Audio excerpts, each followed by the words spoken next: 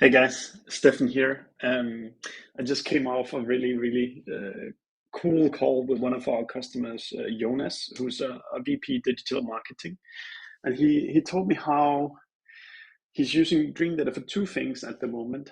One, he's trying to go through a cost-cutting exercise, trying to identify where is he spending his ads and where should he spend more on this. And then he also told me something that makes me extremely excited that if he had to guess, he had actually cut his cost per acquisition with 50% on each account using Dreamdata. 50%. So think about how many leads did you get in last month? You could be getting twice as many, or you could be paying 50% of the price. That's extreme. Um, Now, let me show you how that looks inside of Dreamdata to explain how it's done. If you're familiar with Google Ads, which you probably are since you clicked on this video, you're quite well known with this kind of view of Google Ads where you see this is Google search ads I've logged into. So on the left side here, I see my Google campaigns. I see the classic stuff from Google Ads, like how much did I spend, how many impressions, how many clicks, etc. But on the right side here is really what makes Dreamdata incredibly meaningful to use for Google Ads and B2B. That's all the business information, all the business value that you've produced. So you can actually see how many, for this account, sales qualified leads did it bring in, how much new biz did these campaigns bring in. You just click a button and that shows you this.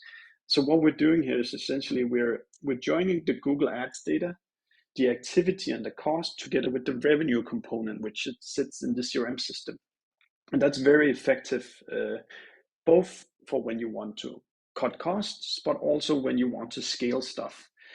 So if you look here, if we look at the cost per acquisition, and let's say that in our company, we've agreed that you can spend $500 for acquiring a sales qualified opportunity. Then as I browse my ads down through here, there's stuff that is below 500 and there's stuff that is above 500.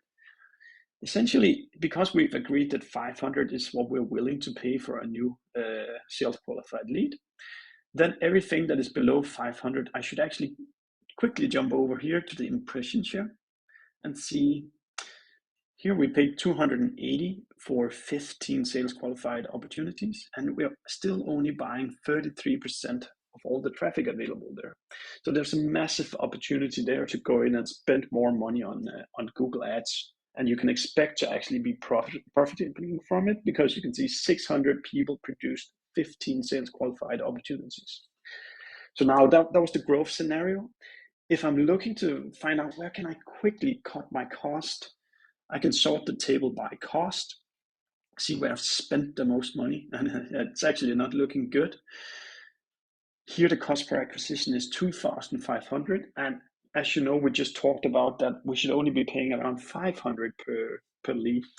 So this is a very obvious candidate for cutting some cost, or at least trying to optimize it. But if you look down here, the next one as well, 900, that's also way above what we're willing to pay for a new customer. So in this sense, you quickly see where have we spent the most money on Google search ads, and how can we really just cut it as soon as possible to save some money. Yeah, that's how Dreamdata makes it so simple for you to use Google Ads. And yeah, I would love to hear what you think about it.